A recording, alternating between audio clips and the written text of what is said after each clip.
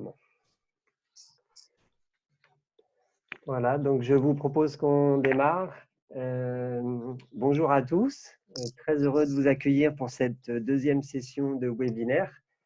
Donc j'espère que pour tous, vous arrivez à voir le partage d'écran qu'on a pu faire. Le thème qu'on a proposé aujourd'hui, c'est sur les visites d'échange et on a proposé de voir comment les visites d'échange peuvent stimuler les projets des agriculteurs. Donc on a invité pour ça plusieurs intervenants dans les pays que je vais vous présenter tout à l'heure. Mais auparavant, je voudrais vous donner des petits éléments de définition. Alors, on l'a dit la dernière fois, mais pour ceux qui ne savaient pas, un webinaire, c'est la contraction de web et de séminaire. Donc, c'est un échange en ligne, virtuel. Et l'idée pour nous d'organiser ça, c'est que comme on est en période de confinement, certains sont bloqués chez eux, d'autres ont la chance de pouvoir continuer à aller sur le terrain. Et on souhaitait pouvoir échanger sur nos pratiques très concrètes et que ça puisse inspirer, aider certains à d'abord progresser dans les connaissances et les pratiques et aussi de pouvoir partager les expériences parce que dans ce format qu'on a, on a deux possibilités d'intervenir. La première, c'est par message chat. Donc, je pense que vous voyez tous que vous pouvez envoyer des petits messages. Et la seconde, c'est vous pouvez intervenir en levant la main sur le logiciel ou bien en prenant la parole. Donc, on va vous demander, si possible, de plutôt lever la main et je vous donnerai la parole si vous souhaitez intervenir. Parce que comme on est près de 30 participants, sinon, ça va être un petit peu compliqué à gérer.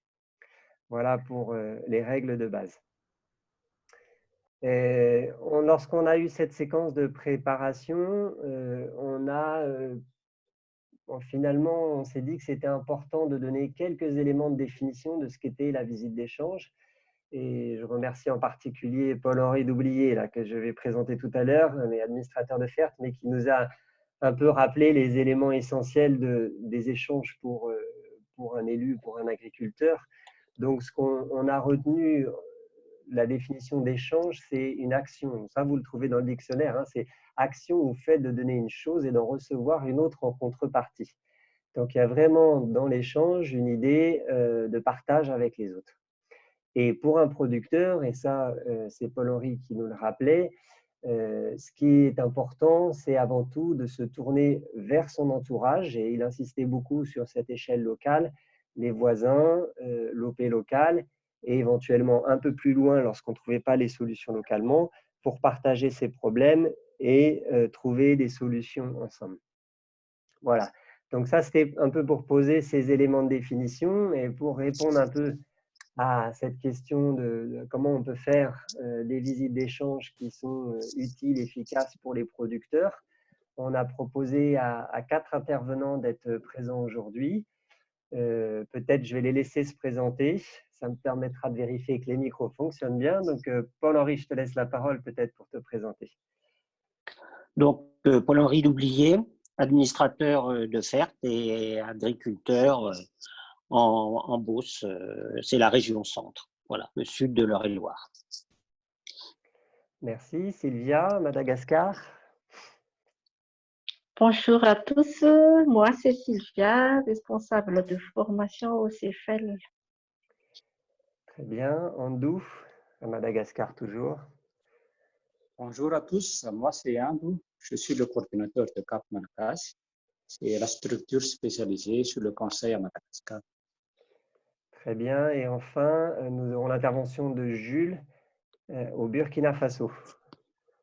Donc, merci et bonjour à tous. Moi, c'est Jules Daogo. Je suis chargé de la vie coopérative et de la formation des leaders paysans. Voilà, donc pour FERT au Burkina Faso. Donc, on propose de dérouler la séance en plusieurs thèmes.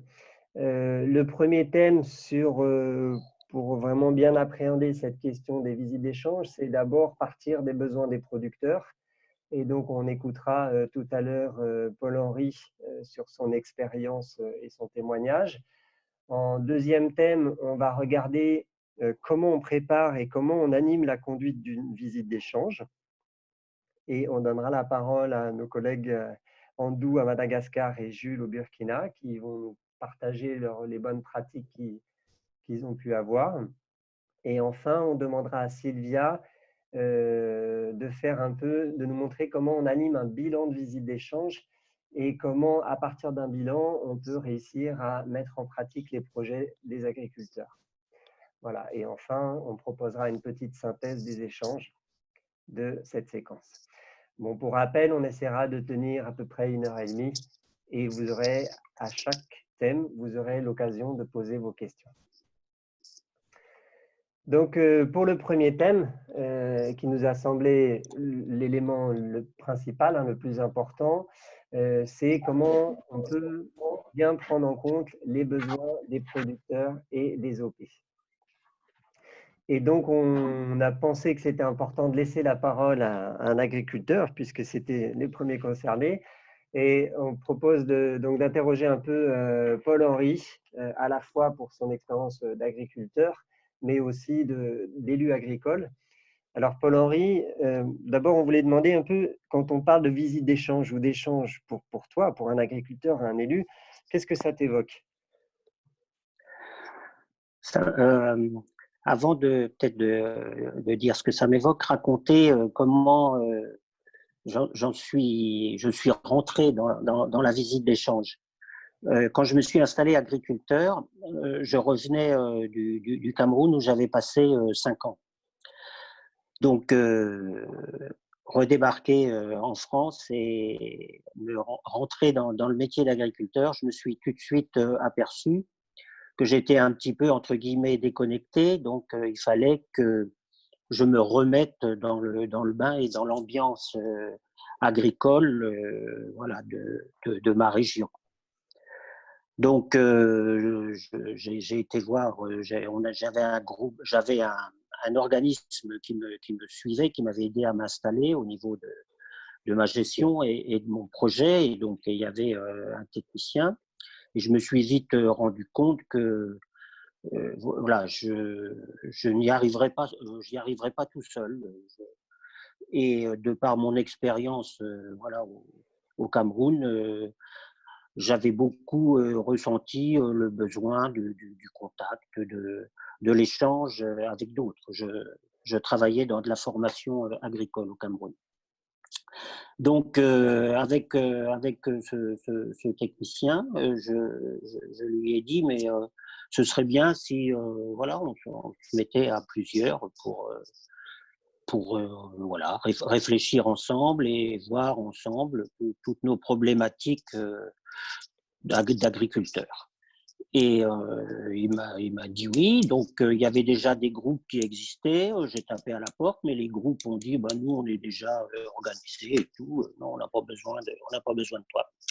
Donc, voilà, j'ai pris mon bateau de pèlerin et puis j'ai été voir des anciens amis qui étaient installés déjà aussi depuis quelques années, qui n'étaient pas dans des groupes. J'ai prospecté, le technicien aussi m'a aidé, il avait eu quelques demandes par-ci par-là.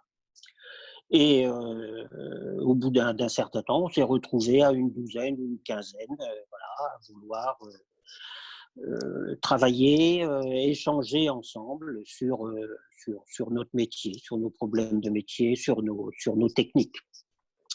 Et ça a été la création, c'est d'accord, la création ce qu'on a appelé, nous, un groupement d'exploitation agricole, donc qui s'est structuré avec un président. J'en ai été d'ailleurs le premier président.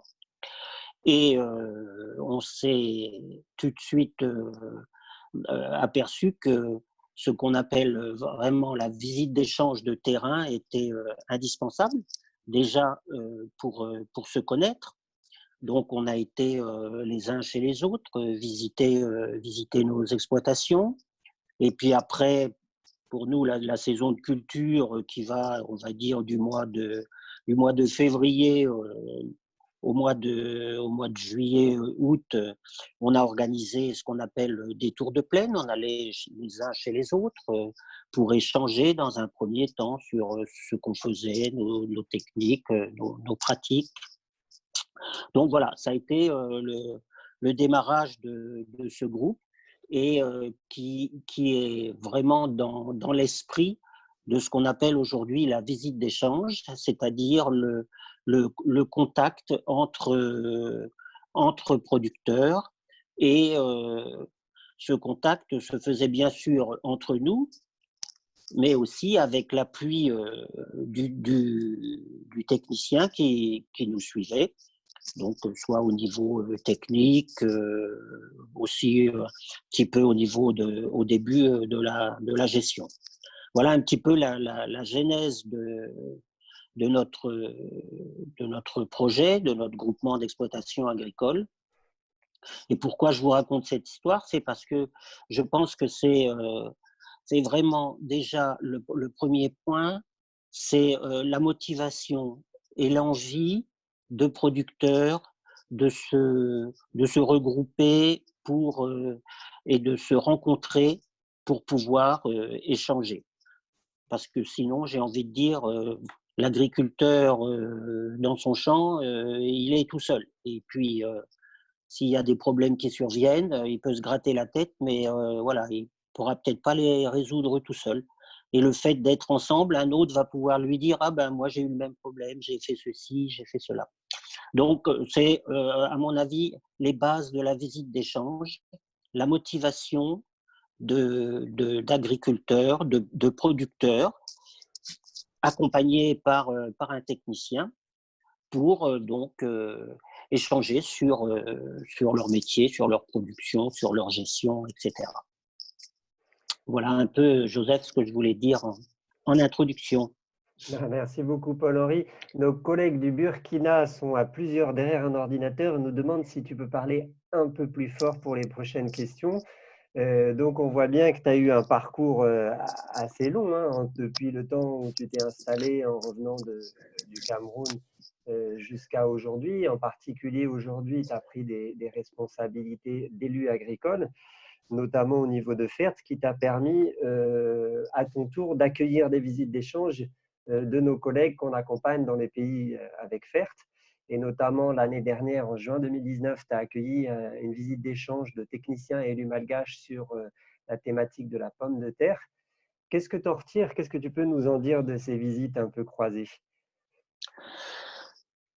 Alors, les visites croisées sont pour moi porteurs de grandes richesses et aussi porteurs d'ouverture, j'ai envie de dire, d'esprit, de ce qui se passe ailleurs, d'ouverture aux autres.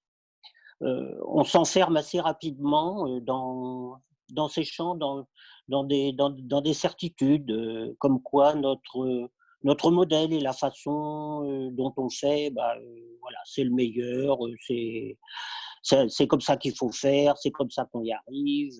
Voilà. On est un peu fier et sûr de soi. Et le fait d'avoir ces échanges croisés et ces ouvertures vous interroge sur vos certitudes et vous font réfléchir sur, ma foi, ce qui se passe ailleurs. Il y a peut-être du bon, il y a peut-être des choses à réfléchir. Je me rappelle, moi, la visite des amis malgaches m'avaient dit, mais t'es voilà, dans tes productions, t'es dans le tout avec des engrais, avec la chimie, etc.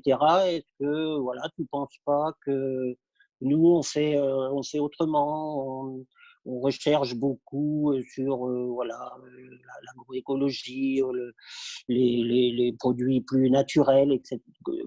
Qu'est-ce que tu en penses? Donc voilà, ça interroge et ça remet en cause le travail que l'on fait. On se réinterroge sur son métier, sur sa façon de le faire. Et c'est aussi riche de partage, comme ce que j'ai reçu, et moi-même, on avait chacun nos niveaux de responsabilité, d'échanger aussi sur voilà, comment on vit notre vie de responsable, comment on arrive voilà, à jongler entre son travail, ses responsabilités, sa famille, comment on gère tout ça. Donc, c'est d'une grande richesse, j'ai envie de dire, à la fois humaine, et puis aussi à la fois tout simplement technique pour s'interroger, se réinterroger sur, voilà, sur ses pratiques, sur ses façons de faire. Ok, merci bien. Et j'aurais peut-être une dernière question, parce que tu as dû voir et participer à de nombreuses visites d'échange. Est-ce que de toutes ces expériences, il y a quelque chose que tu aurais aimé améliorer, ou en tout cas que tu as envie de transmettre comme message à ceux qui nous écoutent aujourd'hui, hein, dans les pays, pour organiser les visites d'échange? Qu'est-ce qui aurait pu être amélioré d'après toi? Eh bien, celle qu'on a améliorée et je vous ai raconté l'histoire là de l'origine de notre groupe.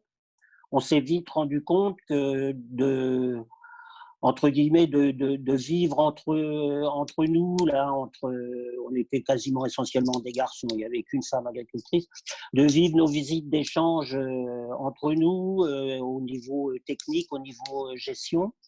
Ça avait, voilà, ça avait ses limites, et on s'est vite rendu compte que voilà, prendre les décisions tout seul, c'était peut-être pas le top. On était tous mariés, on avait femmes et enfants.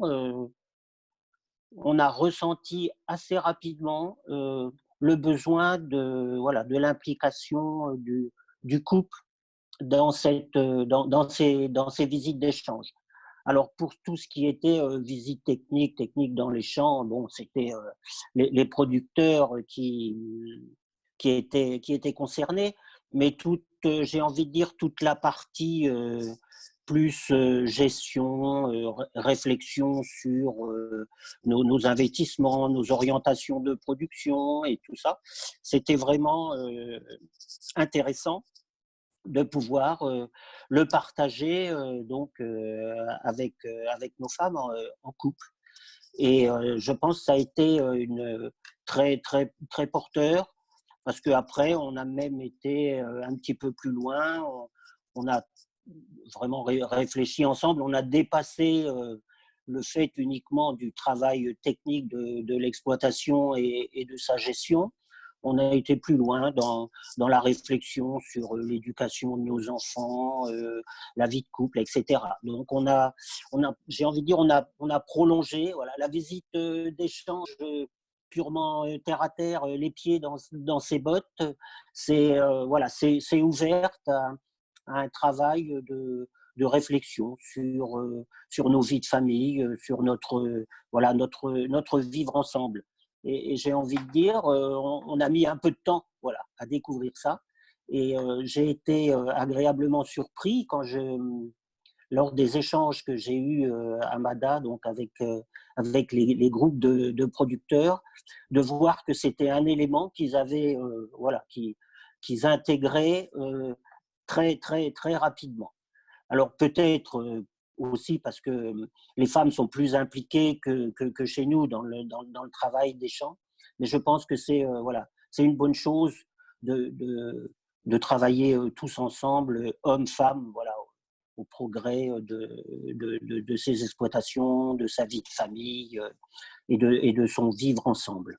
Je pense que c'est un élément essentiel à prendre en compte, que voilà, tout ça doit former un tout. Ok, un grand merci Paul-Henri pour ce témoignage, en particulier sur ce dernier point. Je pense que ça parlera à certains dans les pays, puisque c'est un sujet qu'on essaye d'aborder aujourd'hui, hein, sur comment mieux travailler avec les femmes. Et donc, je pense que chacun en retirera quelque chose.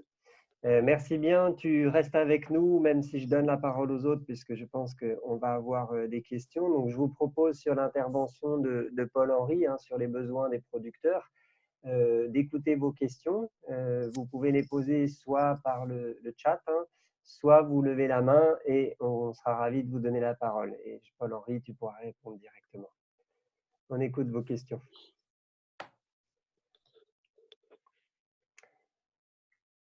Et ne soyez pas timide, toute question est bonne.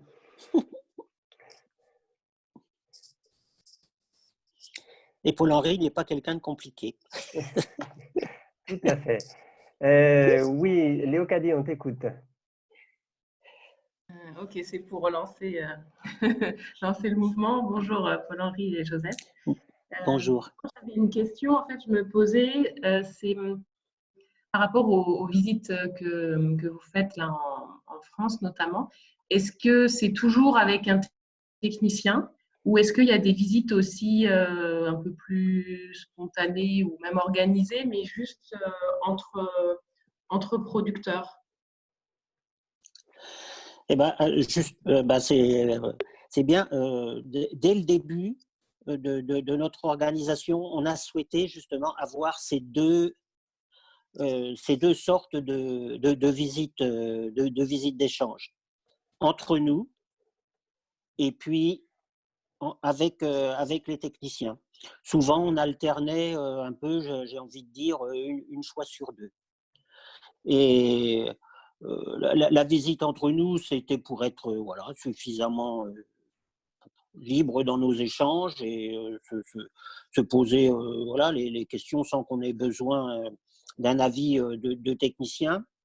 Et par contre, les visites, quand on demandait aux techniciens de venir, étaient, j'ai envie de dire, davantage préparées avec des thématiques, des questions précises auxquelles voilà, on avait besoin de l'apport du technicien.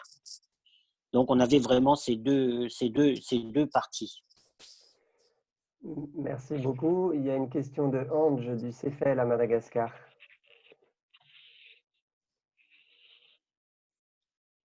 Ange, on t'écoute. Ok, merci Joseph de m'avoir donné la parole. Oui, vous m'entendez? Très bien. Oui. Ok. Bonjour Paul-Henri, juste pour vous demander, vous avez réalisé une visite échange ici à Madagascar. Vous avez déjà des techniques très avancées par rapport aux producteurs ici à Madagascar. Vous avez déjà beaucoup de compétences. Et donc, le fait de faire une visite échange ici à Madagascar vous a apporté encore quelque chose ou comment vous avez ressenti donc le visite échange dans des pays où je dirais un peu moins avancés techniquement que la France? Merci beaucoup. La première réaction, c'est de te dire que moins avancé, j'en sais rien. Je dirais que c'est pas forcément vrai. Hein. Quand je vois le travail réalisé à Madagascar, là sur les plateaux, dans les rizières, la gestion de l'eau, les cultures contre saison, etc. Je trouve que au niveau technique, vous travaillez déjà de façon formidable. Moi, ce que je peux dire, c'est que malgré les soucis que vous avez de déplacement, etc., je crois ce qui est bien, c'est beaucoup de se reposer sur la dynamique voilà, des groupes d'agriculteurs dans leur petit village, dans leur quartier, et d'échanger vraiment avec eux pour qu'ils se mettent en route et voilà, qu'ils échangent, qu'ils aient la visite d'échange entre eux, pas toujours, voilà, pas toujours avec le technicien. Essayer de les laisser, comme on dit, voguer aussi eux-mêmes. Ça, je pense que c'est un aspect important à prendre en compte. Mais moi, je crois que vous faites déjà un travail formidable au niveau de la visite d'échange. Je me mets du côté du producteur. Ils ont envie, toujours ils vont être en demande. Demander des techniciens, demander des techniques, demander plein de choses. je crois que ce qui est bon, c'est laisser-les déjà réfléchir, échanger entre eux. Et ça permettra, je pense, davantage de mûrir leur réflexion, d'essayer déjà un peu entre guillemets, de se débrouiller tout seul. Et puis venir vraiment les techniciens en appui sur des choses ou des questions essentielles de technique ou autre. Mais le chemin parcouru sur tout ce que vous faites au niveau des fumures, de la protection des cultures, de l'entretien des sols, de l'entretien de votre environnement, etc. Il y a un gros travail que vous avez mis en route et voilà, je pense qu'il faut le continuer. Merci beaucoup, Paul-Henri, pour ce message fort qu'il est toujours bon de se rappeler. On va prendre une dernière question de l'équipe de Bouaké en Côte d'Ivoire. On vous écoute. Je pense que la visite d'échange est un outil vraiment important. Moi, ce n'est pas pour poser une question, mais juste apprécier. Parce que c'est déjà un partage de connaissances à tous les niveaux, permettre à l'OP ou bien au producteur ou bien à l'agriculteur de multiplier ses connaissances et d'acquérir aussi ailleurs, vous voyez. Donc, quelque part, faire des visites d'échange, ça rentre en compte d'abord la production, la commercialisation, un peu de tout concernant la gestion elle-même de la structure. Donc, vraiment, c'est un dossier vraiment important et que j'apprécie. Merci beaucoup. Très bien. Merci bien pour tous ces témoignages et vos questions. Je vous propose de passer au deuxième thème, qui est un aspect plus technique de la visite d'échange. Donc, je vais donner la parole à Jules au Burkina et à Andou à Madagascar pour nous présenter de leur expérience du terrain en tant que technicien en accompagnement de visite d'échange. Qu'est-ce qu'ils en retirent? Qu'est-ce qui est important à prendre en compte d'après eux dans la préparation et l'animation des visites d'échange? Donc, Jules, je te laisse la parole. Merci. Ok, merci Joseph. Comme dit, nous sommes deux à présenter un peu cette partie sur la préparation et la conduite des visites d'échange, notamment moi et Ando. Déjà, il faut dire que la visite d'échange, concrètement, ou bien telle qu'elle se déroule, est la phase visible un peu de l'iceberg. Mais pour préparer un peu cette visite d'échange-là, elle obéit à un certain nombre de fonctionnements, un certain nombre de règles. Donc, dont les fondamentaux sont les suivants que je vais vous présenter. Donc, premièrement, il faut la prise en compte des besoins producteurs. Donc, il faut laisser un peu la place aux producteurs de pouvoir s'exprimer un peu sur le besoin. Pourquoi le voyage d'échange? Est-ce que le voyage d'échange permet de résoudre un problème? Est-ce que le voyage d'échange permet de résoudre une difficulté? Et vous allez voir qu'au départ de ce voyage d'échange-là, il va y avoir ce que moi je qualifierais un peu des initiateurs de ce voyage d'échange. Parce que d'abord, il y a un certain nombre de producteurs en échangeant entre eux, on se rend compte qu'il y a des difficultés qu'ils vivent, des difficultés qu'ils remarquent au sein de l'organisation. Et ils vont se questionner comment on peut résoudre ce problème. Est-ce qu'un voyage d'échange permet de résoudre ce problème? Donc, je vais appuyer ça avec l'exemple de Ziga, où il y a peut-être ce que je qualifie des initiateurs lors d'un certain nombre d'ateliers ou d'échanges avec certains producteurs ou lors de certaines formations.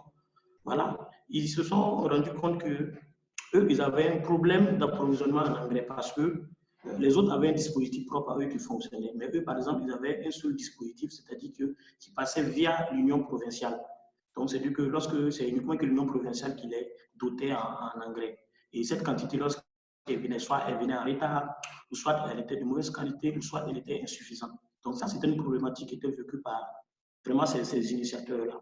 Donc, je pense que lorsque cette problématique-là est soulevée déjà et que ça fait ressortir un certain nombre de besoins, il est important d'abord que l'EP essaie de creuser davantage, de creuser à fond pour voir un peu les attentes liées à ces besoins-là. Donc, l'idée est de voir est-ce que cette problématique, elle est d'ordre général, est-ce que c'est en majorité ou est-ce que c'est une minorité de personnes. Donc, elle va organiser peut-être des rencontres pour creuser avec l'ensemble des coopérateurs, oui, avec l'ensemble des producteurs, pour comprendre quel est le problème, quelles sont les attentes, quel est l'objectif souhaité pour ce visite d'échange-là. Et toujours par rapport à l'exemple de Ziga, qui a organisé, bien évidemment, une rencontre, à l'issue de cette rencontre-là, on s'est rendu compte qu'effectivement, c'était problématique. Parce que, hormis le canal de l'Union provinciale qui était vraiment limité, il y avait aussi le canal de l'État. Donc, pour l'État, l'État ne dotait pas uniquement l'Union, mais l'État dotait l'ensemble des producteurs, peut-être de la zone ou de la commune. Donc, ça, c'était une difficulté. Et généralement, elle était en faible quantité, elle venait en retard. Et les femmes ne pouvaient pas avoir accès à cet engrais-là. Et aussi sur le marché, lorsque l'engrais ne venait pas et que les femmes se retrouvaient au marché, c'était confronté. Soit les prix étaient élevés, soit l'engrais était de mauvaise qualité. Donc, elle a creusé et s'est rendu compte qu'effectivement, c'était un réel besoin et qu'il fallait réellement arriver à construire un propre dispositif qui allait permettre d'être indépendant et de ne pas être dépendant vraiment de ces dispositifs que j'avais déjà élaborés. Donc, une fois que l'OP arrive à creuser, comprendre réellement les attentes, les besoins et les objectifs, je pense que maintenant, elle peut maintenant raisonner, elle peut maintenant réfléchir un peu sur les conditions pratiques de comment cela peut se faire. C'est-à-dire. Vous entendez, monsieur?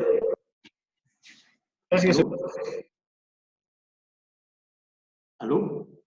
Et on vous écoute. Donc, voilà. Donc, elle va se définir les conditions pratiques. Donc, l'idée, c'est de savoir quoi voir, qui voir, quand voir. Voilà. Qu'est-ce qu'il faut retenir, quelles sont les personnes qu'il faut impliquer. Parce qu'il ne faut pas que ce visite d'échange soit ce que je qualifierais du tourisme. Donc, il faut des gens qui sont capables de revenir restituer, qui sont capables de venir apporter un changement, voilà, compte tenu qu'il y a un réel besoin. Donc, voilà un peu un certain nombre de fondamentaux qui sont assez importants lorsqu'on veut préparer et conduire une visite d'échange. Je vais laisser la parole à mon collègue Ando pour faire un peu un complément sur cette question de préparation de la conduite des visites d'échange. Merci.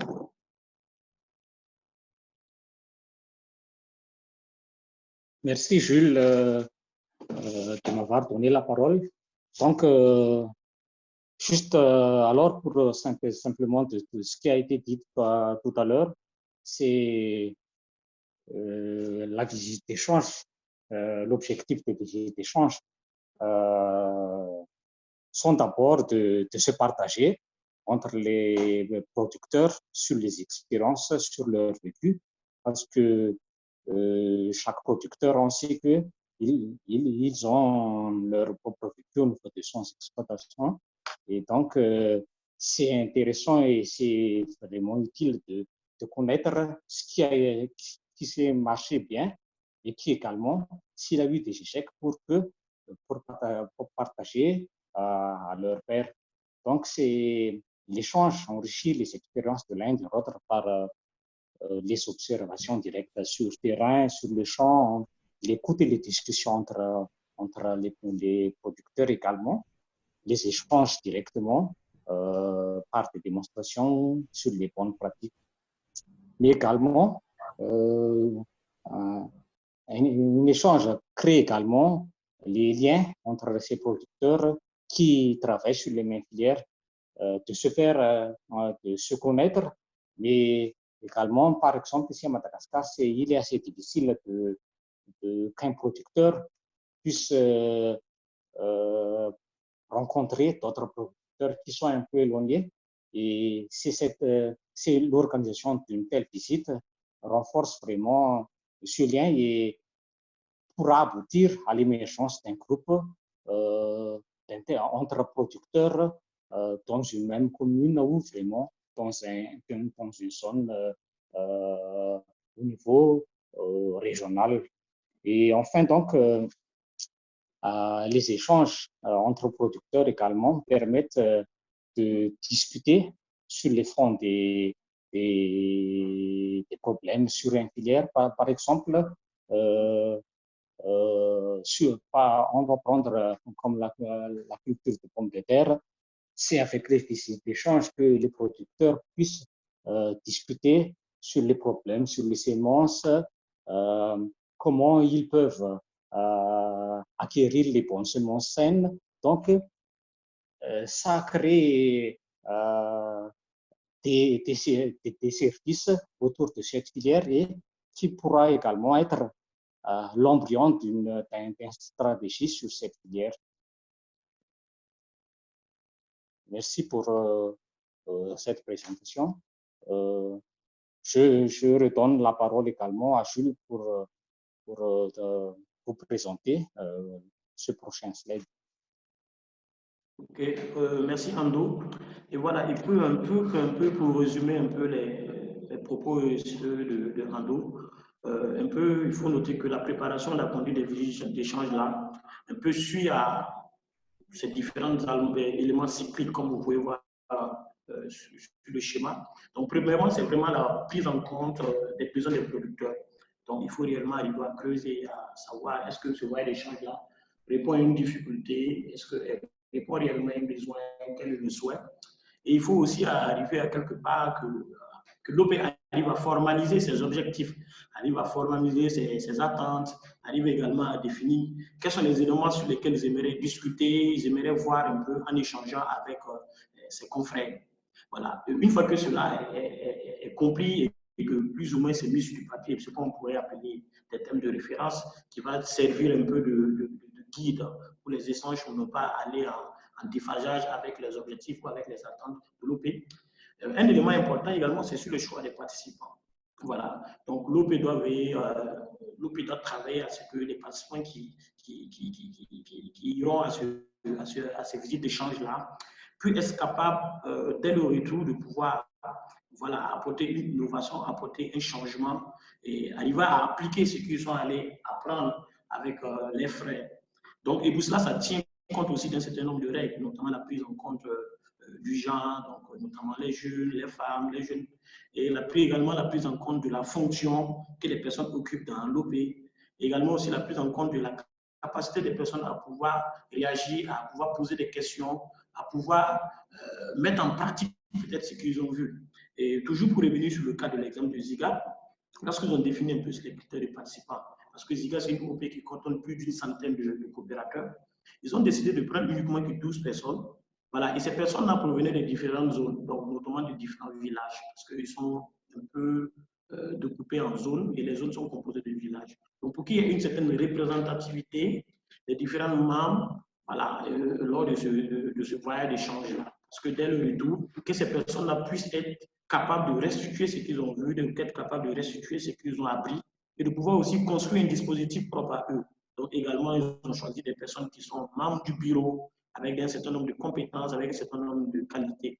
Donc, il faut vraiment faire attention à ces critères de choix-là de participants. Donc, il ne faut pas faire participer des gens pour faire, comme on le dit, participer tout simplement.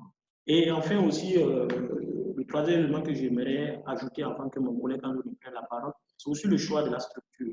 Donc, c'est de laisser aussi la parole à l'autre de s'exprimer, parce que en fonction de l'expérience, en fonction de ce que les uns et les autres ont vu, ont entendu, il peut ressortir qu'il y a peut-être une structure qui correspond au mieux à leurs besoins, à leurs attentes. Donc, par exemple, toujours pour le cas de Zika, une coopérative, notamment la coopérative agricole du Passoré, qui avait un dispositif propre à elle d'approvisionnement en engrais, dont se sont inspirées d'autres coopératives. Donc, c'était l'occasion pour elle aussi de pouvoir découvrir. Donc, elle a décidé que c'était un bon point de visiter cette coopérative-là, étant donné qu'elle était un peu la source d'inspiration pour les autres. Et également découvrir, pour ceux qui ont appris les modèles d'adaptation du dispositif d'approvisionnement, afin qu'elles puissent aussi profiter de ces deux expériences-là. Et toujours, pour finir peut-être sur le choix de la structure, je me rappelle également, il y a eu une rencontre avec une union régionale qui devait également effectuer une visite d'échange un peu sur la question de la gouvernance. Et l'OP a dit qu'elle préférait échanger avec une OP qui est de la même carrure, c'est-à-dire une OP soit à l'échelle provinciale ou à l'échelle régionale plutôt qu'une OP à l'échelle communale ou village. Donc ça aussi, je pense que c'est important de prise en compte du choix de l'OP dans la question de la structure d'accueil. Donc, voilà un peu ce que je voulais dire sur les premiers éléments. Je laisse Ando également terminer avec les autres éléments.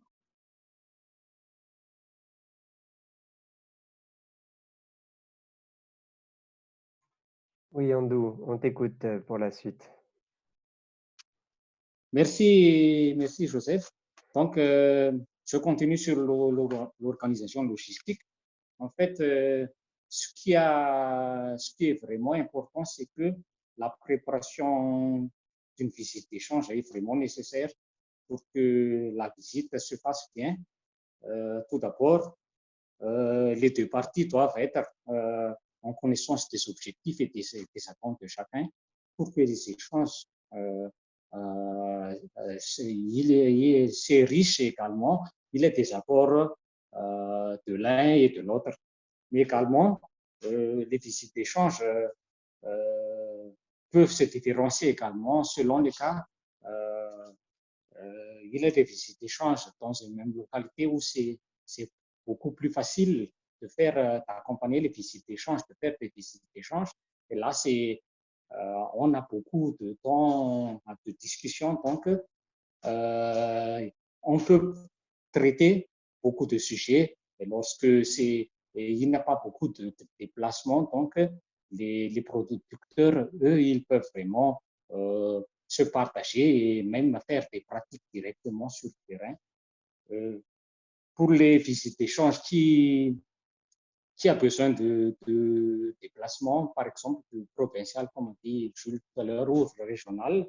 Donc là, il faudra veiller vraiment à rester sur les pontamines, par exemple, les durées du trajet.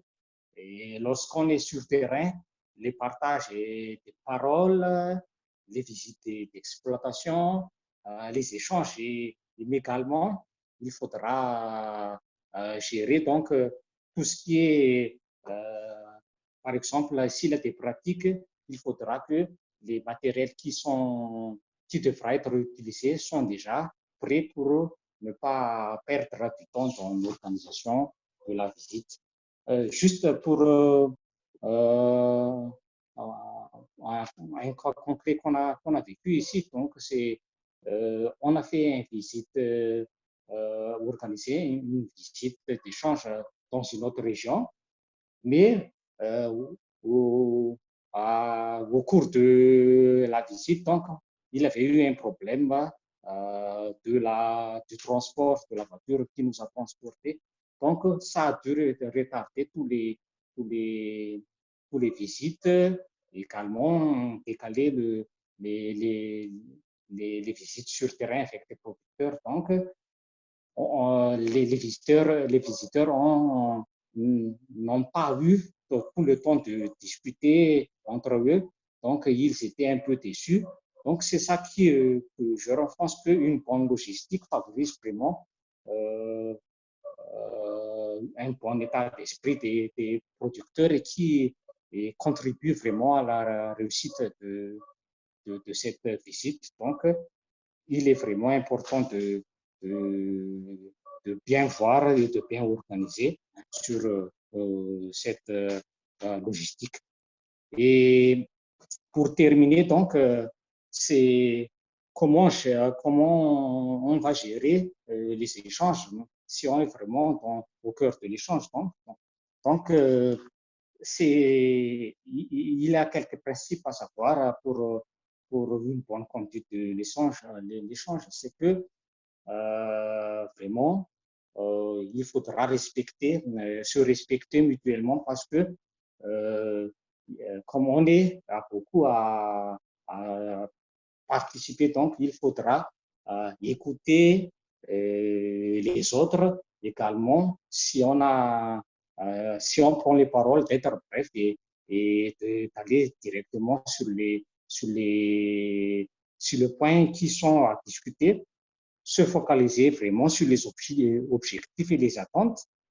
Un cas qui est toujours demandé, c'est de voir directement sur place et même de faire des pratiques est vraiment important pour pendant les échanges et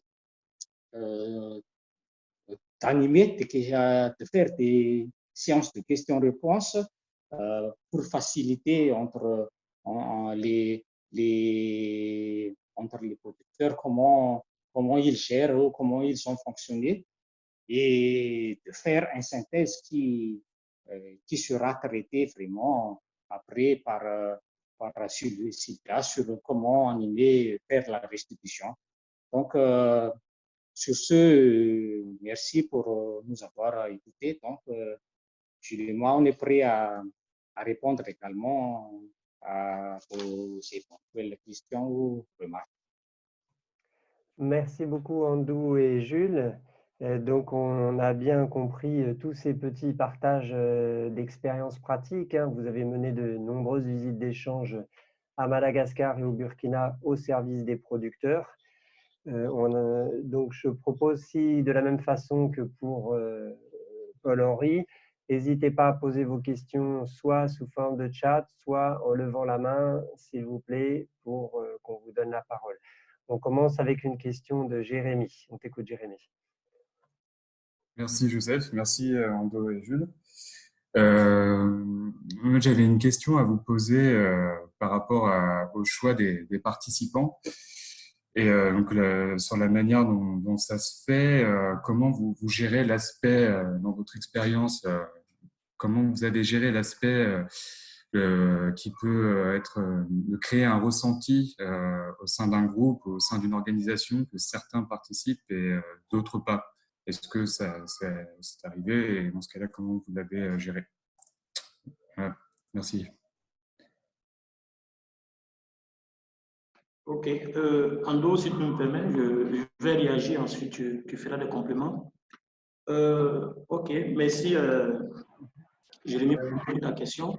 Donc par rapport au choix des participants et sur la question des ressentis, moi je peux dire qu'il n'y a pas une problématique en tant que telle. Parce que lors de la définition de ces critères-là, je pense que tous les participants auront bien compris un peu l'importance de ce choix-là.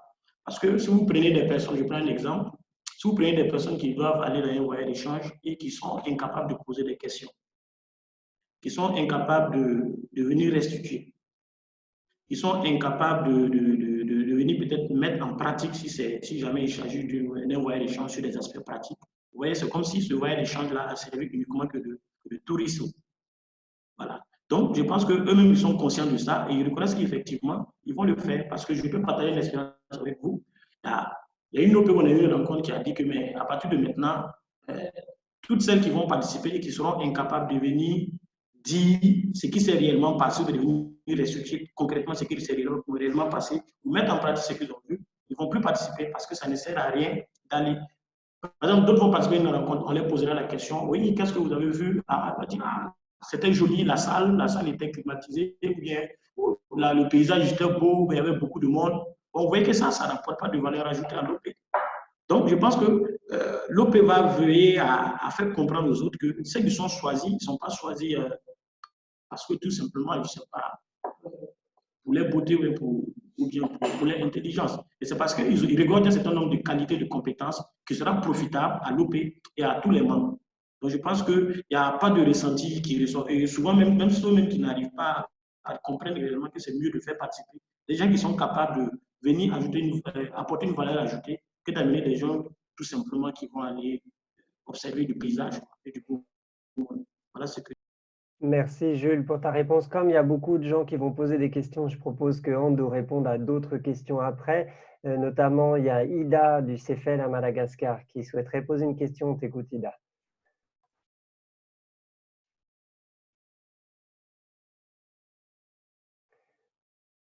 Oui, Ida, on t'écoute. Bon, ça ne fonctionne pas. Tu peux poser ta question par écrit et je la lirai à tout le monde si jamais tu as des difficultés pour ton micro. Donc, on laisse la parole à Nadège à Madagascar. Ah, j'ai oublié d'activer mon micro. Ah, bon, vas-y, Ida, on t'écoute. Oui, ma question, c'est par rapport à ce qu'on a dit tout à l'heure, que ce n'est pas tous les membres du groupement qui peuvent participer, mais seulement des représentants. Est-ce qu'on ne devrait pas vraiment avoir une sorte d'engagement de ceux qui participent, une sorte de redevabilité des actions qu'on fixe déjà avant même qu'ils partent en visite d'échange, qu'ils devront faire à leur retour. Donc, c'est vraiment un engagement. Et ma question par rapport à la sélection des participants, la sélection revient à qui?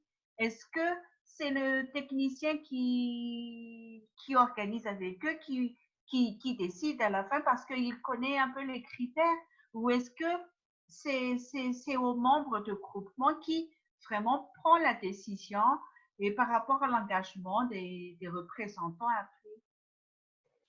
Alors, on veut bien écouter une réponse de Andou, si c'est possible, et j'aimerais laisser la parole à Paul-Henri derrière pour qu'il puisse réagir à la réponse qui sera apportée par Andou. Merci.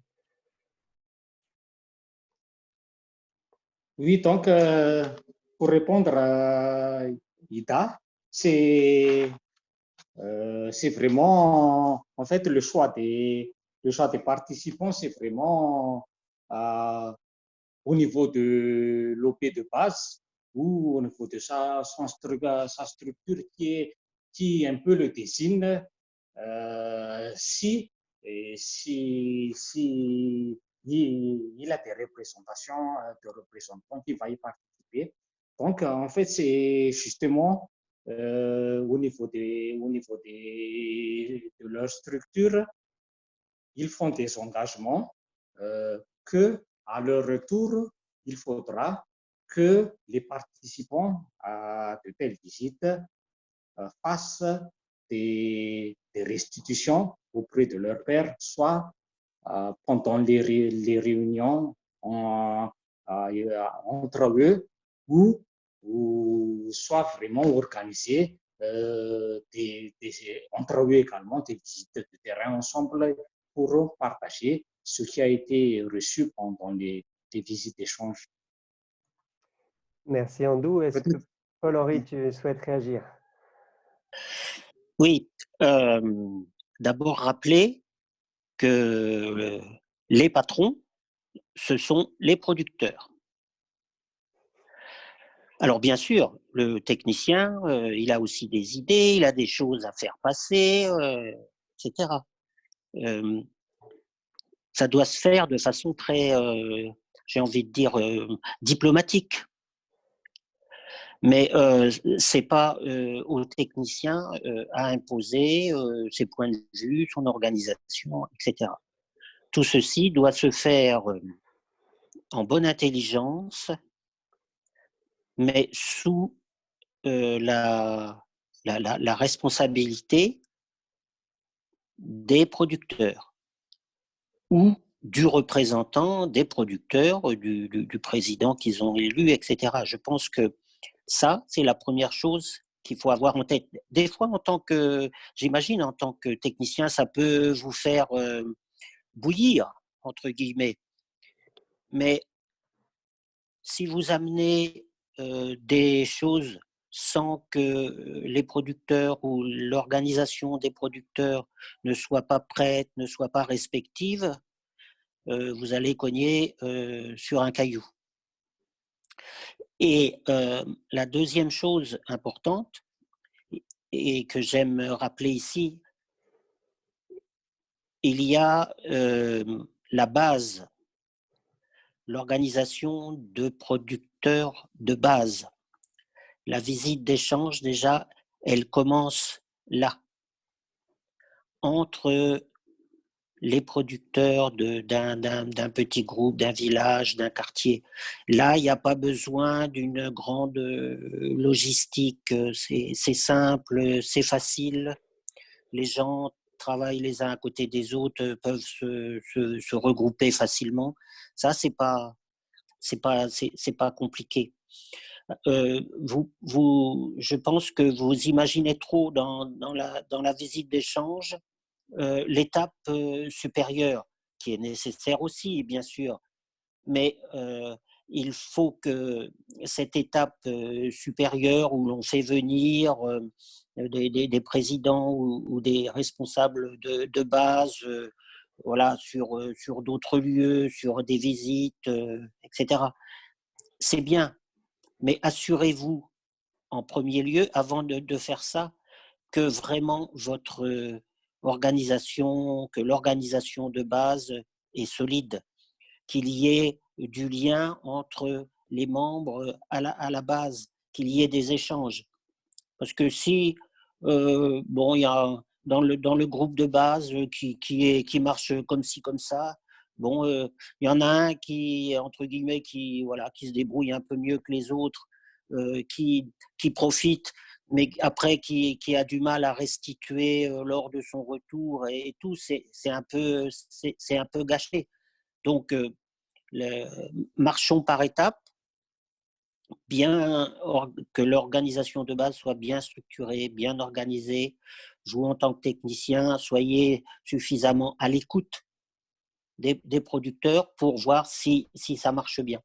Et après, on passe à une étape supérieure. Merci beaucoup, Paul-Henri. Nadège, à Madagascar, on t'écoute, tu voulais réagir. Oui, bonjour. J'aimerais demander quels sont les éléments que vous prenez en considération pour déterminer quel est le meilleur moment pour effectuer le voyage d'échange, par exemple avant ou après une formation. Merci.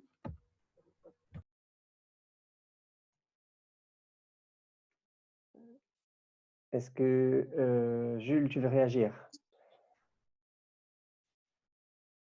Je n'avais pas bien saisi la question, je vais reformuler. Donc, si je comprends bien, c'est un peu quel est le meilleur moment pour effectuer le voyage d'échange. Donc, c'est-à-dire soit avant la formation ou après la formation. Je ne sais pas si c'est bien ça. Oui, c'est bien ça. C'était un exemple, mais oui, c'est bien ça.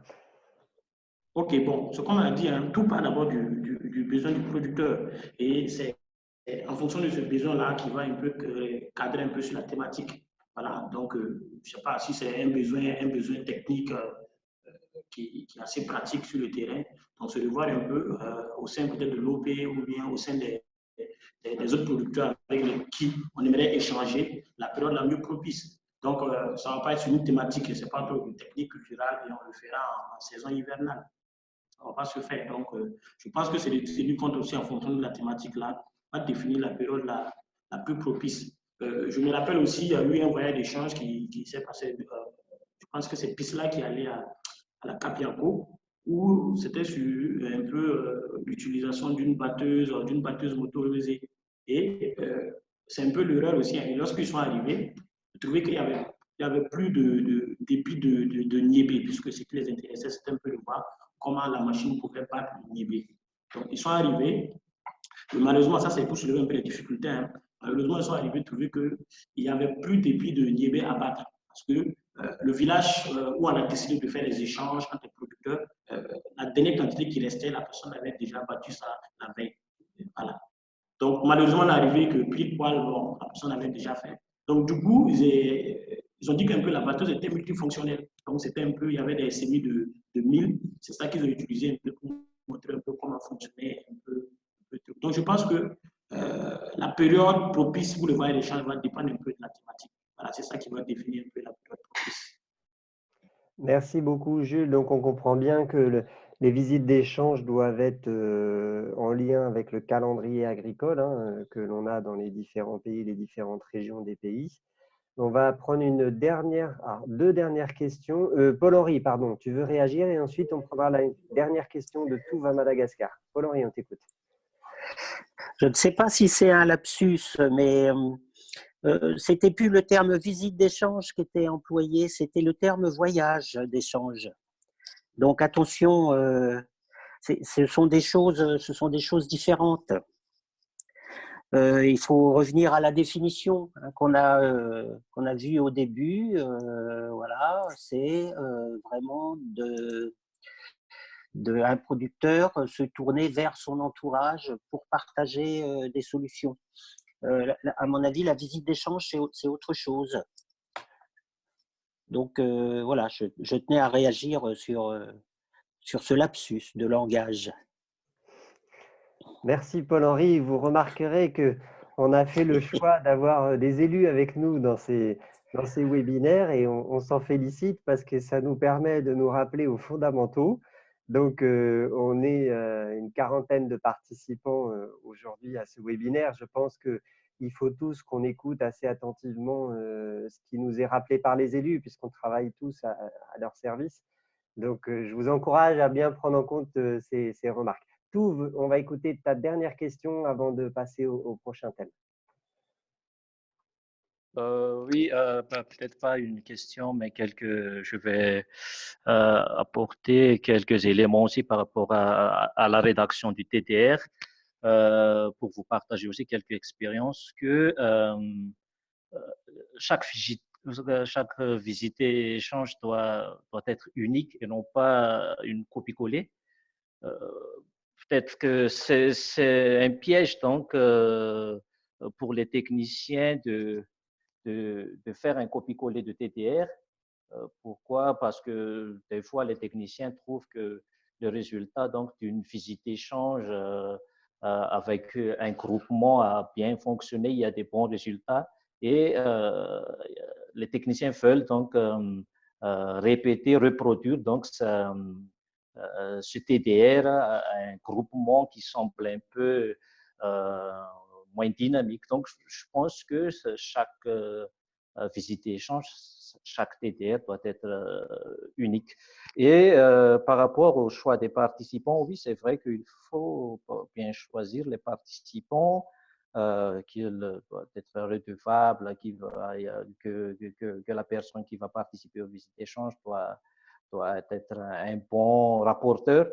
Mais il ne faut pas oublier aussi il faut donner aussi la chance aux autres parce qu'une visite d'échange peut être aussi un outil déclencheur pour certains. Donc, je pense qu'il faut trouver le bon équilibre, le bon choix par rapport aux participants donc, des visites d'échange. Et par rapport aussi à cette préparation donc, de la visite d'échange, je pense aussi qu'il faut rechercher un équilibre aussi, même si c'est une visite échange technique, échange, partage entre les producteurs, de trouver un peu quelques animations, quelques activités ludiques pour bien marquer, pour bien graver cette visite d'échange, parce qu'il ne faut pas oublier que loin de sa famille, partir un peu loin, il y a le stress pour les producteurs. C'est pas facile aussi pour eux. Et cette activité ludique ou cette activité d'animation aussi peut aboutir donc à d'autres thématiques plus intéressantes aussi. Donc, je pense qu'il faut tenir compte de ça aussi dans les activités de visite d'échange. Merci. Merci beaucoup, Touf, pour ces témoignages. Donc, je rappelle, Touf, il travaille sur une activité de conseil agricole autour de la capitale à Madagascar et c'est vrai qu'il réalise beaucoup de visites d'échange. Je me permets de relayer une question de Agathe au Burkina qui demande est-ce qu'il y a un nombre optimal de participants pour une visite d'échange et comment se font le choix ou le thème de l'objectif de la visite. Alors ça, je pense que sur ce dernier point, on a déjà eu une réponse. Hein, ça dépend à chaque fois des besoins. Par contre, si Andou, par exemple, tu veux réagir, est-ce qu'il y a un nombre optimal de participants pour une visite? Merci. Oui, donc, en ce qui concerne le nombre optimal, c'est vraiment, ça dépend, comme Paul-Henri a dit tout à l'heure, c'est les visites d'échange locales au niveau par exemple, des villages. Il n'y a pas besoin vraiment d'un grand logistique. Donc, on peut, le nombre de personnes qui pourraient participer, je pense qu'il n'y a pas de limite, mais ce qui est important seulement, c'est que les participants puissent faire des partages entre eux pour que chacun s'enrichisse. Et c'est surtout sur l'organisation des prises de parole qui sera important, mais peut-être sur des longs trajets où on a besoin d'un plus grand logistique. Il faudra prendre en compte les moyens financiers et tout ce qui est transport également, parce que quelquefois, dans les voitures, il faudra qu'on ait limité. Donc, pour les longs trajets, c'est environ 15 maximum pour que chacun également puissent être à l'aise pendant toute la durée de la visite d'échange. Merci beaucoup, Andou, pour la réponse à cette dernière question. On va clôturer cette deuxième partie et on va proposer à Sylvia, donc, qui est responsable formation à Madagascar pour le CEFEL, et en particulier, elle anime la formation des conseillers agricoles, qui va nous présenter un peu comment on peut travailler une fois que la visite d'échange est réalisée, comment on peut faire le bilan de la visite et accompagner à la mise en pratique des projets des agriculteurs. Donc, Sylvia, on te laisse la parole. Merci. Ok, Joseph, merci. Donc, nous avons bien entendu, à travers cette intervention de Paul-Henri, de Jules et de Yann, que au cours d'une visite d'échange, plusieurs thématiques peuvent être abordées, que ce soit une thématique vraiment technique de production, que ce soit sur la gestion de l'exploitation agricole, mais ça peut être aussi sur la vie associative. Donc, après la visite d'échange, les producteurs vont restituer aux autres membres de l'OP ce qu'ils ont observé au cours de la visite, ce qu'ils en pensent et ce qu'ils ont retenu. En ce qui concerne ce qu'ils ont observé, si c'est un thème technique, ils ont restitué les bonnes pratiques qu'ils ont observées, quelles sont les différences avec ce qu'ils font chez eux, quels sont les bons gestes techniques.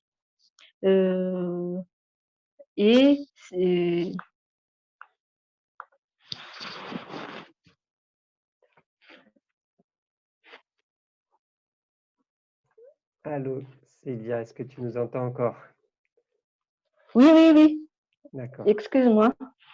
Si c'est un thème sur la vie associative, ça peut être le fonctionnement de l'OP, les différents outils qu'ils ont utilisés, comme le PTA par exemple, le cahier de prise de notes, le cahier de caisse sur la cotisation, etc.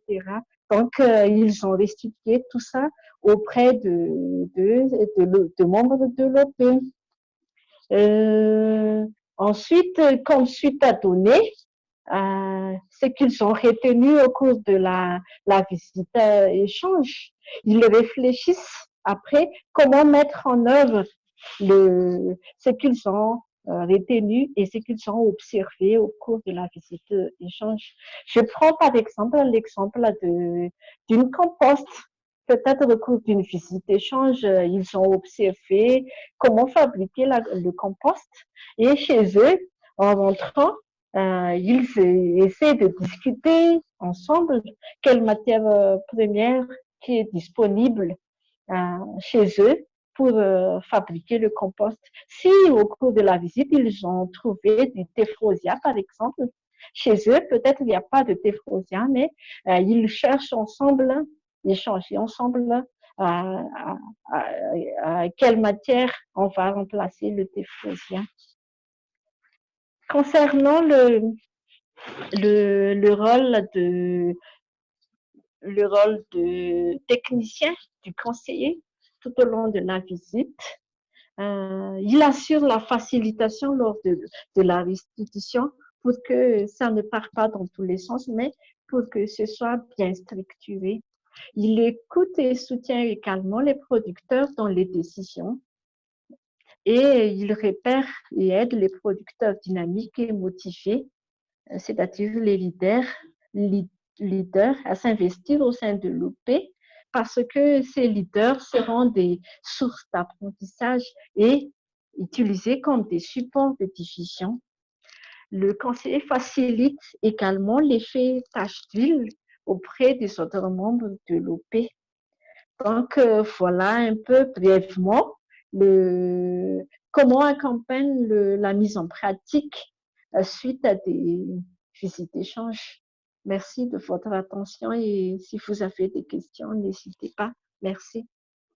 Merci beaucoup Sylvia. Donc, de la même façon que pour les deux autres interventions, on est tout à fait ouvert à vos questions et on va laisser la parole à Ida à Madagascar pour la première question. Oui, ma question, peut-être pas seulement à Sylvia, mais aussi à tout le monde. Nous, dans la pratique aussi, à chaque fin de journée, si la visite échange dure quelques jours, à chaque visite, à chaque fin de journée, on fait déjà une petite restitution où chaque participant partage un peu toutes ses impressions, ses retours à chaud. Et donc, à ce que j'ai compris, ce qu'a dit Sylvia, c'est que de retour chez eux aussi après la visite, échange, un regroupement en salle est donc nécessaire pour faire ce bilan de la visite. Merci beaucoup Ida pour ce partage. On écoute Chrysostome au Burkina qui souhaiterait poser une autre question.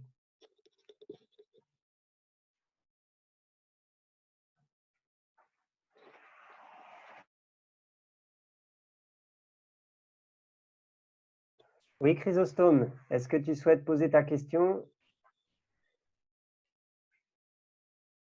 Ok, le micro ne semble pas fonctionner. Si tu peux la poser par écrit, je m'en ferai le relais. Est-ce que pour les autres, vous avez des questions?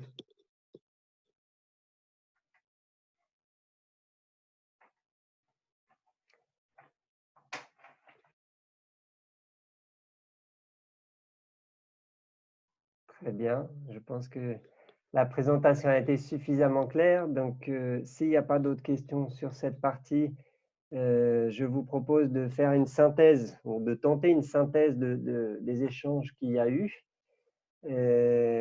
Donc, tout d'abord, sur l'échange même, on a vu que les mots qu'on utilisait étaient importants. Paul-Henri a rappelé qu'il ne s'agissait pas d'un voyage, mais qu'il s'agissait vraiment de visite, ou encore plus, on peut même parler d'un état d'esprit d'échange. Je me permets d'être le relais de notre président Jean-François Isambert qui nous rappelait l'autre jour lors d'une séance de préparation que l'échange, c'est un état d'esprit. Et comme l'a rappelé Paul-Henri tout à l'heure, c'est important d'avoir cet état d'esprit pour s'imprégner de son milieu. Et un peu comme le principe de mutualisation, c'est des mots qui nous sont chers, en tout cas à FERT et aux OP partenaires qu'on accompagne. Et on essaye de faire vivre ces principes. Alors, c'est d'abord au niveau local. Hein. On a rappelé que les échanges, ils étaient d'abord entre producteurs avec ses voisins. Et lorsqu'on ne trouvait pas, ou alors lorsqu'il y avait un intérêt à aller voir à un niveau supérieur, les techniciens pouvaient faciliter l'organisation d'échanges à un niveau supérieur. Alors, les échanges, on a vu que ça permettait de trouver des solutions, hein, d'améliorer les pratiques. Et on a bien rappelé que c'est en premier lieu, il fallait vraiment partir des besoins des producteurs. Et il a même été utilisé le mot « se reposer sur la dynamique des groupes d'agriculteurs ». Hein, Paul-Henri nous a rappelé ça.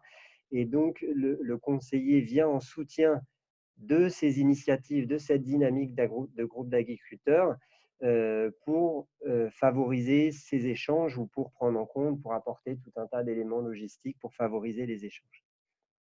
Sur le deuxième thème, on a vu qu'il y avait tout un tas de bonnes pratiques qui avaient été mentionnées par le Burkina Faso et Madagascar. Un des éléments les plus importants, c'était le travail d'analyse des besoins, hein, vraiment d'être en dialogue en permanence entre le conseiller et les producteurs LOP sur les besoins. Jules nous rappelait l'exemple de la coopérative de Ziga hein, sur l'approvisionnement en engrais, où on voyait bien qu'il y avait un besoin qui avait été creusé, qui avait permis d'être bien répondu, et ça avait aidé la coopérative à développer son service d'approvisionnement en engrais. Toujours sur cette partie d'organisation des visites, il y avait tout un tas enfin en tout cas, il y avait de la méthode et il y avait les bonnes pratiques logistiques. Hein. dans le sens où organiser une visite lorsqu'elle n'est pas locale, ça suppose de préparer un transport, de bien choisir le lieu qu'on va visiter, de prendre suffisamment de temps, de permettre d'avoir des échanges de bilan en fin de journée, etc. Et tout ça, c'est des éléments que maintenant on connaît un peu et qu'on est capable de partager pour favoriser la bonne, en tout cas l'efficacité des visites d'échange. Un point important qu'on a relevé et qui était déjà revenu dans le premier thème, c'est que les conseillers qui facilitent l'organisation de ces visites d'échange, ils le font en binôme avec les producteurs et peut-être même en plus qu'en binôme, c'est-à-dire que c'est vraiment les producteurs qui décident et les techniciens sont au service des producteurs. C'est-à-dire qu'ils les aident à mettre en pratique les propositions qu'ils ont, à trouver le bon endroit pour aller visiter s'il y a besoin de se déplacer, avec quand même un intérêt particulier pour l'échelon local, puisque c'est à l'échelon local que vont se construire les solutions et les services. Et lorsque ce n'est pas possible ou lorsque les solutions sont plus loin, de faciliter toute cette logistique pour aller voir d'autres expériences, pour motiver aussi les gens, pour leur donner un peu d'ouverture d'esprit et d'aller rencontrer d'autres organisations qui pourront les stimuler dans leur organisation. Enfin, dans le dernier thème, on a vu que finalement, cette étape de bilan, elle était importante parce qu'elle permettait de transformer ce qu'on a vu, ce qu'on a pensé, ce qu'on a retenu en actions concrètes. C'est-à-dire qu'au moment où on fait ce bilan, c'est aussi le moment où on réinterroge l'OP et ceux qui ont fait la visite et on leur demande « mais qu'est-ce qu'on fait de tout ça ? Qu'est-ce que vous avez retenu d'important et qu'est-ce que vous voulez faire ?» Et peut-être en lien avec le premier webinaire qu'on avait eu, peut-être que ces propositions elles se réinscrire dans un programme de travail de l'OP. Ils avaient peut-être décidé de faire tout un tas d'actions en cours d'année. Et ce qu'ils ont vu pendant cette visite d'échange va enrichir leur programme pour savoir comment ils vont améliorer les choses. Voilà, et enfin, la visite d'échange, c'est une étape importante, mais ça ne reste qu'une étape dans le projet de l'agriculteur et dans le projet de l'OP. Donc, c'est important qu'on s'inscrive vraiment dans le projet des agriculteurs, hein, le projet avec un grand P, c'est-à-dire ce qu'ils veulent faire, ce qu'ils veulent améliorer et quels objectifs ils se sont donnés, en tout cas de manière très concrète, hein, très pratique. Et donc, la visite d'échange était un outil efficace pour permettre cela. Voilà, et entre-temps, j'ai eu la question de Chrysostome que je me permets de vous relire. Les conseillers accompagnent les producteurs dynamiques. Qu'est-ce qui est fait pour les producteurs qui ne le sont pas dans ce cadre? C'est-à-dire, comment on fait, j'imagine, pour diffuser aux producteurs qui seraient moins dans cette dynamique d'application? Peut-être, Sylvia, si tu souhaites répondre. Merci. Donc, je pense que pour ceux qui ne sont pas très dynamiques, peut-être c'était lié au choix de la personne qui assistait à la visite d'échange. Donc, il faudrait bien identifier donc la personne qui va assister à la visite d'échange. Mais quand même, il faut toujours l'aider, c'est-à-dire l'impliquer toujours dans la mise en pratique de la visite d'échange. Par exemple, j'ai pris là tout à l'heure l'exemple de fabrication de compost. Peut-être le leader, il essaie de préparer ensemble avec lui pour la pratique. Comme ça, il sera impliqué. C'est sûr qu'il va mettre en pratique aussi ce qu'il a vu. Peut-être il a du mal à expliquer, mais dans la pratique, peut-être il est bon. Voilà ma réponse. Merci beaucoup, Sylvia. Paul-Henri veut réagir, mais j'en profite avant de lui donner la parole.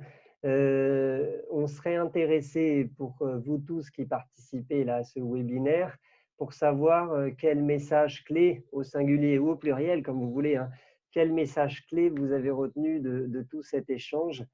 Ça peut être une petite phrase hein, que vous remettez sur le chat. Nous, ça nous intéresse en particulier puisque c'est que le deuxième webinaire qu'on fait, mais qu'on en a planifié d'autres. Je vais vous donner un peu le calendrier juste après. Mais ça nous intéresse de savoir ce que vous retirez de ces échanges. Paul-Henri, je te donne la parole. Merci. Oui, merci pour ces échanges très riches. Là, pour rebondir sur la question et de ne pas laisser les gens sur le bord de la route, tu as parlé d'état d'esprit. L'état d'esprit d'un groupe, d'une organisation, c'est sa réussite, c'est le fait d'être bien ensemble, de se rencontrer, de se parler, de vivre les moments difficiles et les moments joyeux ensemble, de pouvoir partager. Et pour résumer, c'est donner envie. Et à partir du moment où on donne envie, eh bien, les autres ressentent l'envie soit de créer un autre groupe à côté, soit de venir nous rejoindre. Je pense que ça, c'est vraiment c'est important. Si on a un groupe qui de producteurs qui vivotent, qui traînent les pieds en allant se rencontrer et tout. Et puis si on a un autre groupe, j'ai envie de dire, qui se réunit et qui marche en chantant pour aller les uns vers les autres, voilà, l'état d'esprit il n'est pas le même et l'envie que ça donne, elle n'est pas la même non plus. Donc, sachons donner envie en étant joyeux d'être et de travailler ensemble et de réfléchir ensemble et de trouver des solutions ensemble. Et pour rebondir sur les propos mais je voudrais pas être trop long, de Joseph, je répète et je rappelle, vous allez peut-être me trouver lourd là-dessus, mais tu as parlé d'étapes. Donc, la première étape, c'est l'organisation de base. On passe pas à la deuxième étape sans avoir réussi la première étape. Et donc, dans votre travail, j'insiste sur et répète sur ce qu'a dit Joseph, c'est que le technicien, il est à l'écoute et il est au service. Et il sera reconnu quand il saura faire ce travail-là, d'être dans la phase d'écoute et dans la phase de service. Et c'est comme ça qu'il sera reconnu par les producteurs et les producteurs auront envie vraiment de travailler avec lui. Voilà un petit peu ce que je voulais partager. Merci Paul-Henri, on ne t'a pas fait venir pour rien. Adeline, qui prend les notes des webinaires pour nous, pourra mettre ses remarques en gras dans les comptes rendus. Merci beaucoup. Il y a une autre intervention souhaitée par la Côte d'Ivoire, donc je laisse la parole. Alors, je vois Yao Aka de Côte d'Ivoire. On écoute. Merci.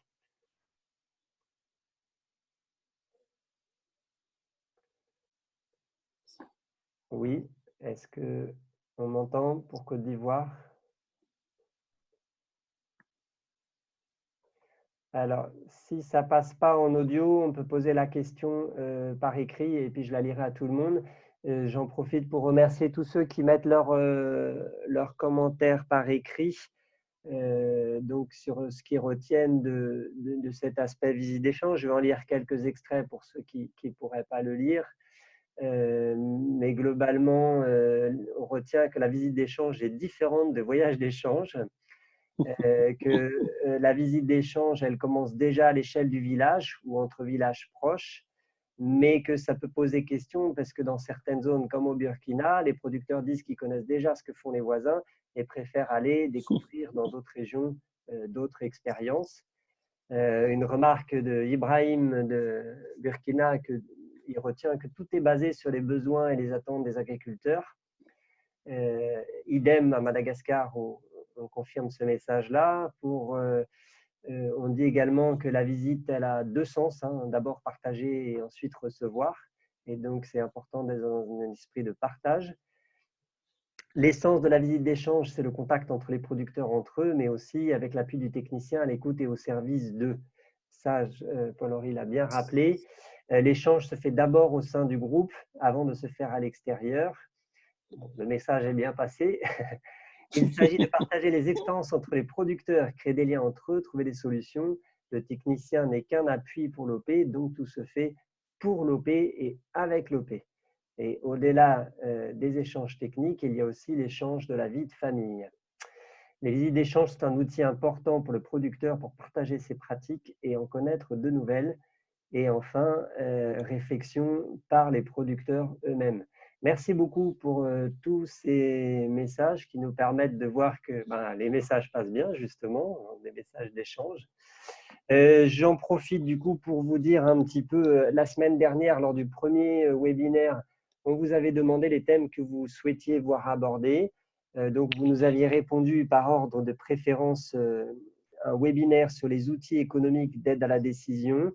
Donc, je vous confirme qu'on aura une séance et qu'elle sera le jeudi 30 avril et que les intervenants seront Jean-François Isambert, donc président de FERT, Michel Amiro, conseiller technique pour FERT, Ertine de Cap Malagache à Madagascar et Asma qui est technicienne au Maroc pour FERT IECD. Donc, ils interviendront le jeudi 30 avril, 14h heure Paris, sur cette thématique des outils économiques d'aide à la décision. Donc, on verra les outils de travail sur la trésorerie, les outils de marge brute. Donc, à ne pas rater pour ceux qui peuvent. Enfin, on aura un autre webinaire le 7 mai, pareil, c'est un jeudi, sur les nouvelles technologies de l'information et de la communication liées au conseil. Et là, on abordera, on s'est encore bien calé, mais c'est Augustin Douillet qui animera le webinaire et qui abordera les questions d'utilisation de radio, l'utilisation des smartphones et des tablettes numériques dans le conseil agricole. Mais il précisera ça, je pense, dans un mail. Et enfin, en réflexion, mais pas tout à fait encore bien calé, pour le vendredi 15 mai, la proposition d'avoir un webinaire sur la formation des leaders paysans. Donc là également, ça reste à caler, mais a priori, on aura quelque chose sur ce thème le 15 mai. Je vous demande également, puisqu'on a besoin d'anticiper à chaque fois, on a proposé de maintenir ce rythme d'une intervention par semaine.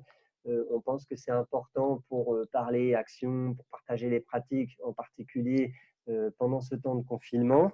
Si vous avez les thèmes que vous souhaitez voir abordés, en plus de ceux que je viens de dire, c'est-à-dire outils d'aide à la décision économique, TIC et conseil et formation des leaders paysans, merci de les partager à l'oral ou dans vos petits messages à l'écrit. Qu'est-ce que vous souhaiteriez qu'on voit aborder pour les prochains? Alors, je lis ce qui est écrit. Pourrait-on demander si la question de la place de la femme dans les expériences les OP intéresse les gens? Ok. Santé animale qui est demandé. D'accord. Est-ce que le thème de la santé animale, c'est-à-dire les réseaux paysans de vaccination, intéresserait les intervenants, les techniciens dans les pays? Oui.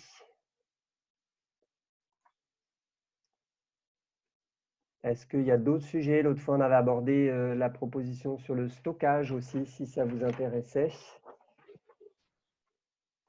Commercialisation des produits agricoles. Ok, on note. Alors, si vous pouvez réagir les autres pour qu'on soit sûr que ça intéresse tout le monde. Ok, commercialisation, a priori, c'est un sujet qui intéresse. Qualité de l'eau, adaptation des pratiques, les rôles et devoirs des membres du bureau de l'OP. Donc, ça sera plutôt dans formation leader. Ok.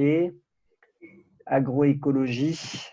Alors ça, ce sera peut-être un peu spécifique pour chaque zone, mais on peut y réfléchir. Commercialisation qui revient, d'accord. La conservation des produits, ok. On va mettre ça dans un thème stockage, conservation.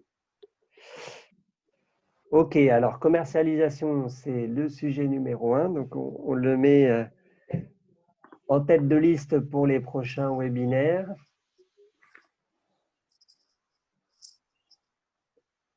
Merci Paul-Henri pour ton message.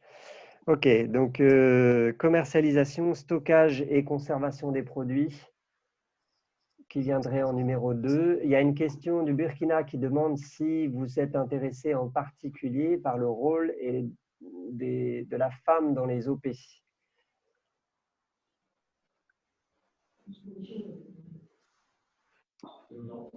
Conservation, commercialisation. Oui, oui, pour le rôle de la femme, j'imagine. Agroécologie qui revient en 3e position.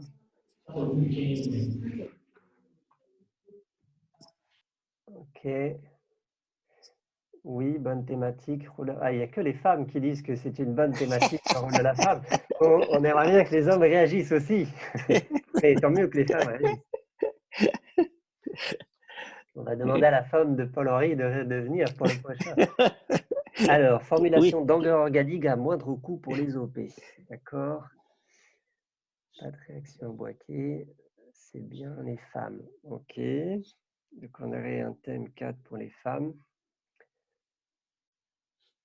Très bien. Bon, si j'essaye de synthétiser, le sujet qui revient le plus en avant serait la commercialisation. En 2e position, on aurait stockage et conservation des produits agricoles.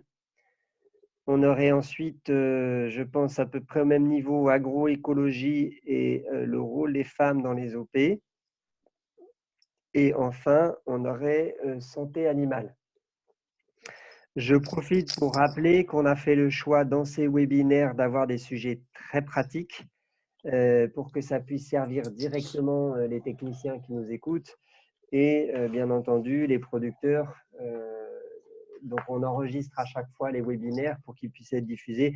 N'hésitez pas, pour ceux qui ont un public francophone, dans leurs agriculteurs et les élus qu'ils accompagnent, n'hésitez pas à leur transmettre cet enregistrement. Et je pense qu'il est l'heure, donc un grand merci à tous, en particulier aux 4 intervenants d'avoir partagé leurs expériences aujourd'hui. Merci beaucoup à tous les participants. On était plus nombreux que la dernière fois, donc tant mieux, c'est que ça plaît. Merci beaucoup en particulier à Paul-Henri qui a pris un peu de son temps pour répondre à nos questions et puis pour rappeler les messages clés. Je vous souhaite à tous une bonne fin de journée, un bon week-end et je vous dis donc à jeudi prochain pour le prochain webinaire sur les outils d'aide à la décision économique. Merci bien, bonne fin de journée à tous.